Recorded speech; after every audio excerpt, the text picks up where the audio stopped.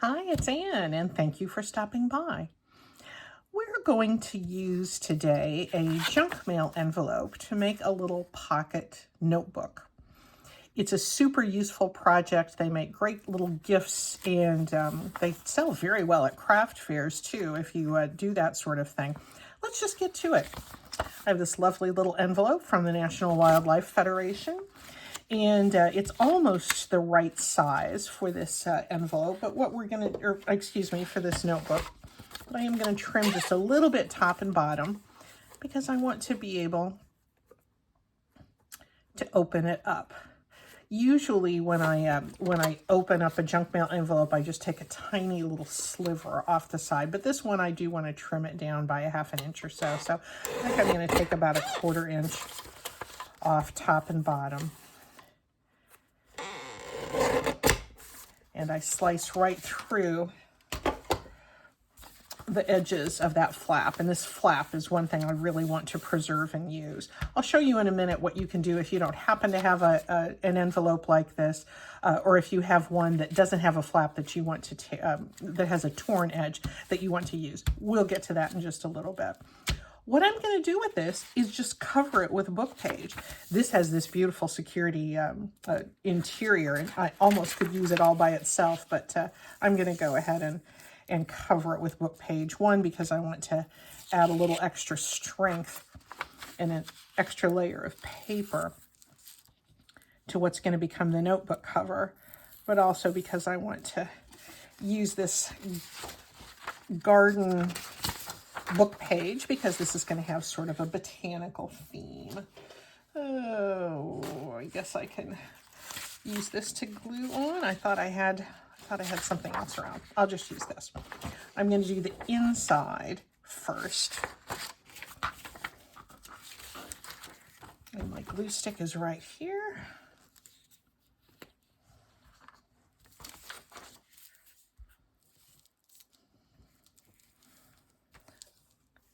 What I like to do when I do these is I like to do one side, one portion at a time. I want to be mindful of where that fold is, and I want to glue up into that fold. I like to use the manufactured edge, the original edge of the book page, just so I can get it nicely aligned with the fold of that envelope flap. Grab a glue spreader. This is where an old store card or a loyalty card is super, super useful because you're putting a lot of glue stick down on this surface. And getting it smoothed out, getting those bubbles out, getting those little lumps of glue all smoothed out is going to make everything look really nice when you're done. Now I'm going to go back and refold this, refold the envelope, and bring that little book page right along with it, and then I'm going to glue the other side. You don't have to do it this way. You can just glue the whole thing at once if you prefer. But I like gluing one side at a time because for me it makes the whole thing smoother and in the final analysis. I have a lot less problem with things buckling and bubbling. Now, I chose this book page because it was going to be able to cover this entire spread, but it certainly doesn't have to be this way. If my page had been narrower and had come only to here, I could have just patched with another piece of book page, and that would be just fine as well. Let's tear this off.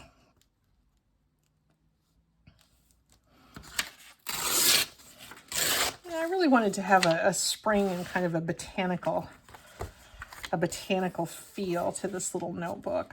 It's a beautiful day here in Portland, Oregon. We're getting back to winter weather soon, but for now, it is nice. In fact, we've got the doors open.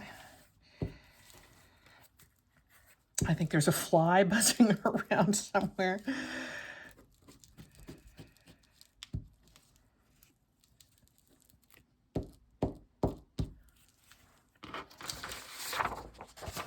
I keep bumping you here. Sorry about that.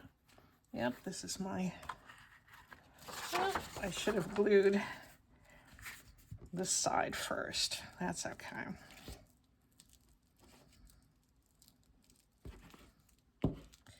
Because I want to get... Yep, this is the upside. I want to get that straight edge right along this fold here. And I'm gonna go right up to that fold, and I'm gonna lay down and do the rest. It's a little less critical on the outside, I think. The outside tends to be a little less bubbly than the inside, but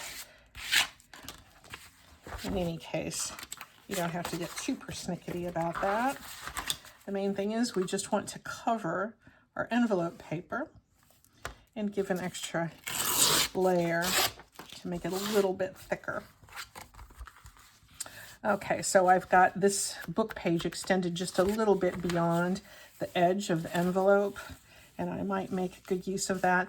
To fold it, to refold it again after you've laid the whole book page down, it's going to naturally remember where the original fold was of that envelope that's in the middle. Just kind of press your fingernails along where that fold is reappearing. And you're going to be just fine.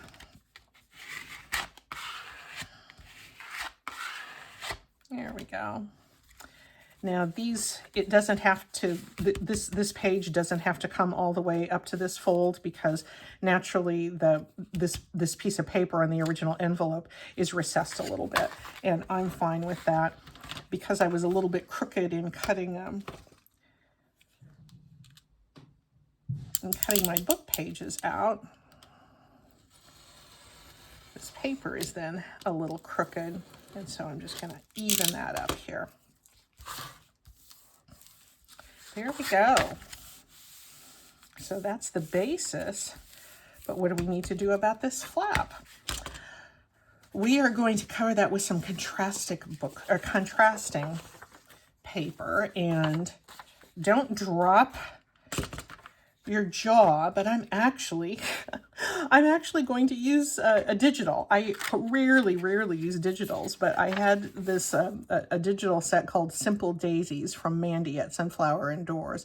I will link her below. I participated in a monthly challenge with one of her Facebook groups some months ago, and I received this the access to this wonderful digital kit that Mandy designed, and I was very happy to download it, and I'm happy to tell you about it.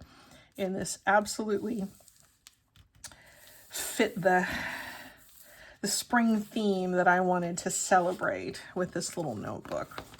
So what I'm going to do to cover up this flap, because that's going to, you can kind of see where this is, it's going to fold to the outside to encase this little notebook. I'm going to just paste that down.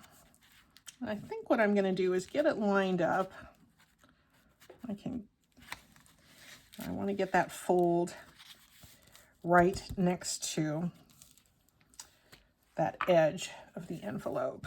And so by the time this is all folded together, we're going to have 3 thicknesses of paper on that flap, and that's going to make everything really tidy.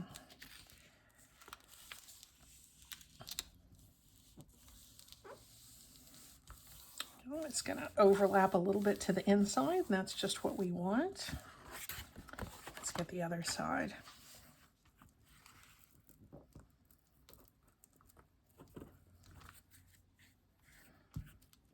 You You could use your wet glue if you like, but because I like to cover the entire surface of the paper that I'm gluing down, just to make certain that it's really secure, I really like to use a glue stick.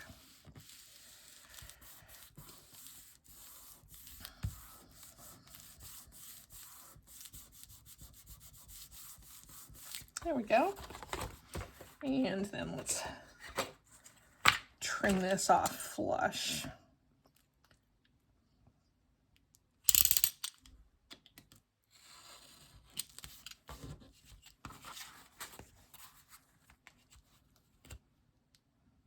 Yeah, I decided I wanted to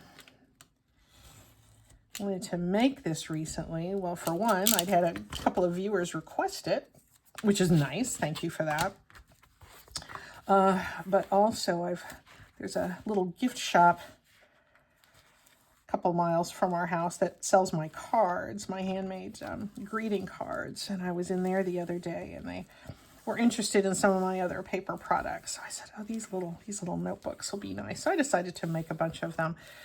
They're easy, easy, easy to do, as you're seeing already. I love the fact that we're upcycling junk mail, because that makes just a really nice substrate for this little notebook. You can see it's taking shape already.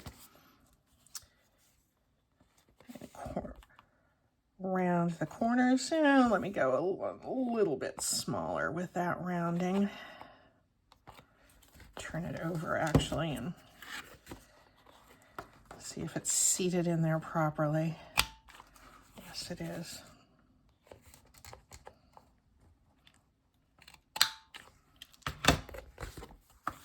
There we go. So yeah, both the viewer request and the potential for marketing these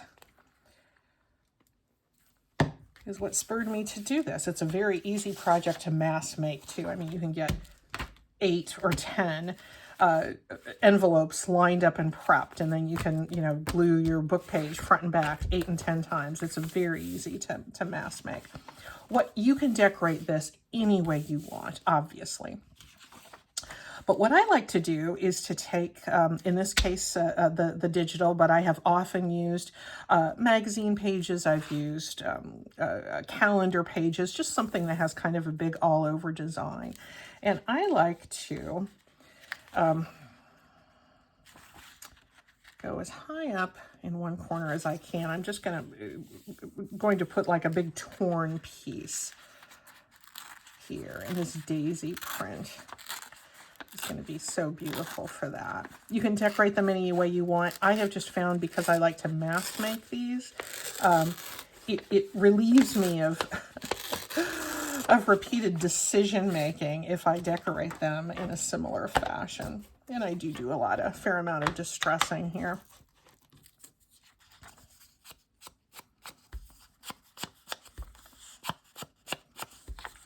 Using our old favorite Distress ink, Vintage Photo. I'm going to put that right here. Using again our old friend, the glue stick.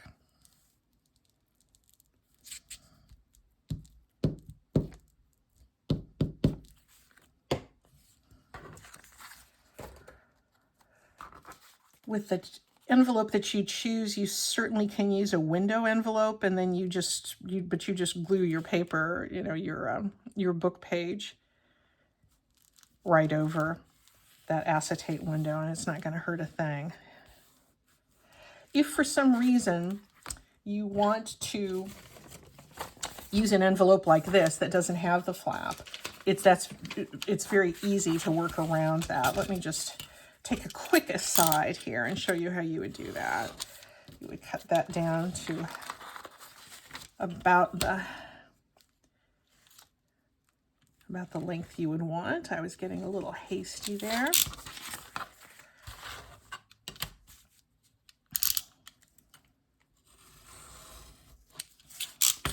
So you have your little open thing, the form of your book.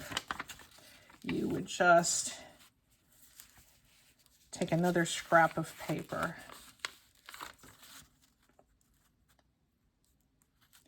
and paste that down, line it on the inside, and fold that whole thing over to be a new flap. With a little glue stick there, you're going to have the same effect as this once you've covered in paper. So don't worry if you feel like you don't have the right kind of envelope. It can be easily changed.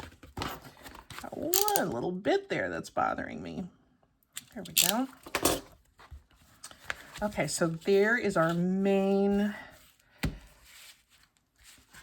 decoration there, but I want to be able to tell people what this is. So I take another scrap of that same digital kit, or, you know, if you're using a calendar or a magazine page, somewhere else on that image, you're going to be able to get something to ground a little label that tells people what this is. They don't absolutely need this, but if you're marketing in a craft show or a retail setting, or just giving it to somebody as a gift, oh, they can know this is for notes. And then I just put it right there.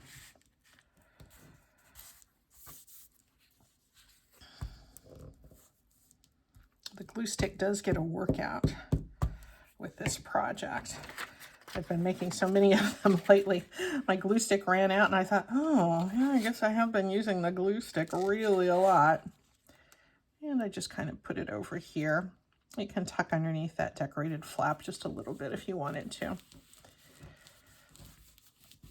There we go. Now, how are we gonna, the last thing we're gonna do is put our paper in, but I'm gonna put a little clasp there first. And I like to use a string and button closure. What I have done is, from scraps of this book page, just to kind of keep the aesthetic all cohesive, I just punch a 3/4, I guess these are an inch, yeah, an inch circle punch. And then I have punch out a few thicknesses of that, and then glue them onto a thicker cardstock, just so it has some bulk. I poke a little hole in the middle. I put a brad there, and find my punch. There we go. I just eyeball where the middle is. Then I'm going to put that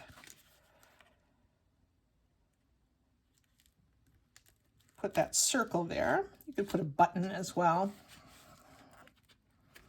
It's pretty much in the middle. Open up those brad legs.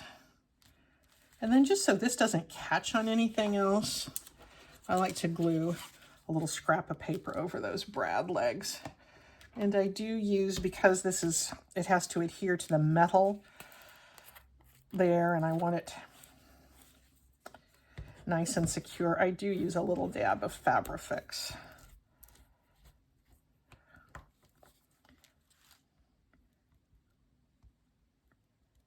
But you could put a little piece of washi tape or something over that brad if you want. You could just, you could punch an eyelet there. You could sew it like you sew on a button. You don't need anything special.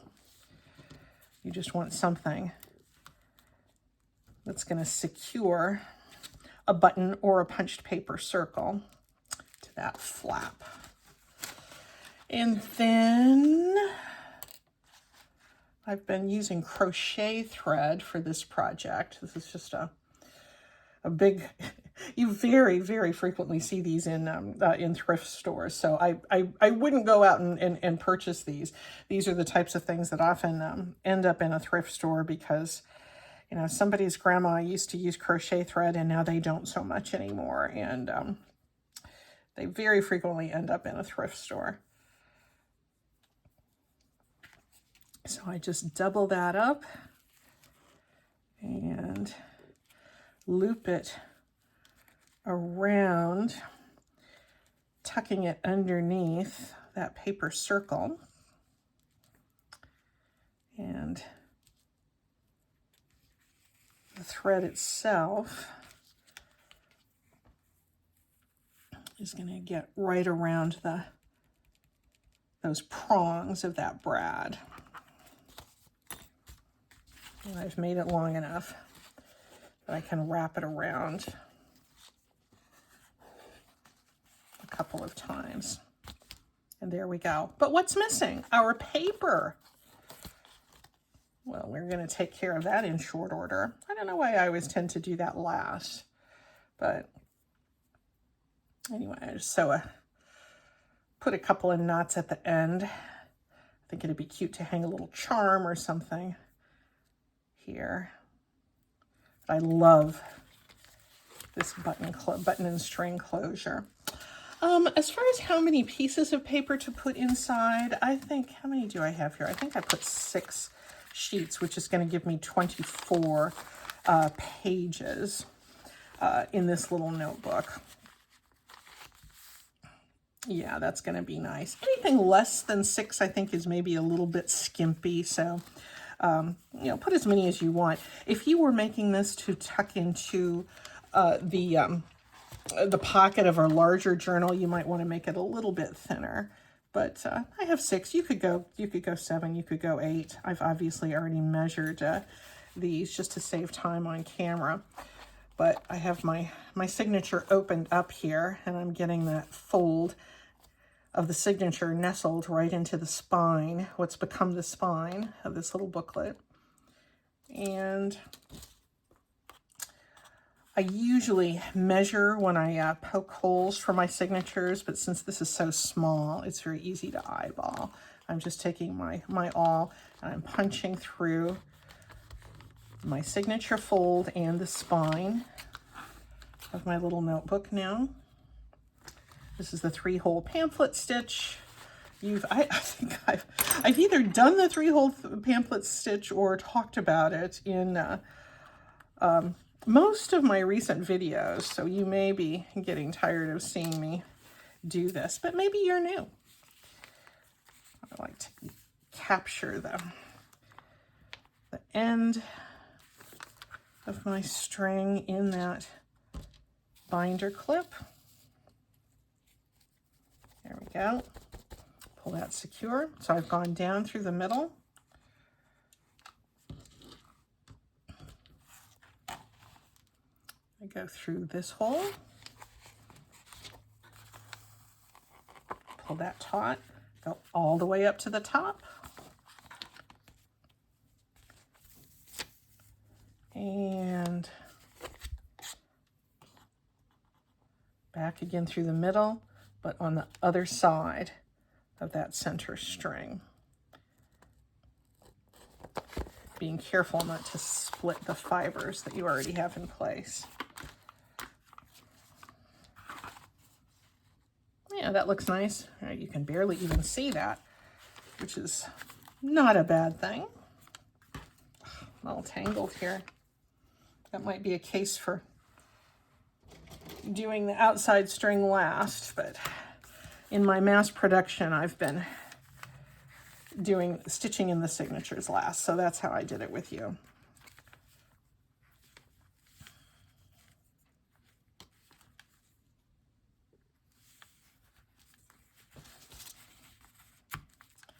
And that, my friends, is it, with the exception, of course, of doing a little bit of distressing. So let me just go through that, and you can kind of see how that pops. I hope you'll try this. They just make such nice little gifts to give to folks. I have refilled, I have done several that I use myself, and when I've used all the pages on the inside, I tend to take the signature out and just stitch a new one in so I can use it all over again. I have done some where I have used the window on some business envelopes and put a pocket in the front, made the whole front cover kind of a pocket and put a tag in there. That, truthfully, to me, was a little more trouble than it was worth. It looks adorable. It looks fantastic. But I never really used that,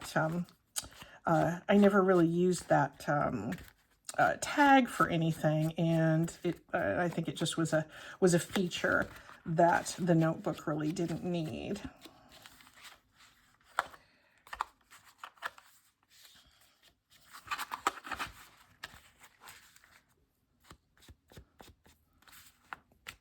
go. And it looked like I had a little looseness. I think I'm going to use my art glitter glue to secure down this flap.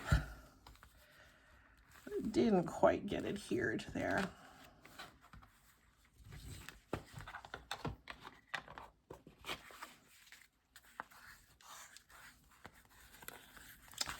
There we go. There is our cute little spring-themed botanical notebook. It's super, super handy. Throw this in your bag and take notes wherever you go. It's so much more stylish than taking notes on your phone, although you can do that too. But this is just a really fun, a fun thing to have around and a great way to use a junk mail envelope. Let me know if you do it. Thanks a lot, guys. Bye-bye.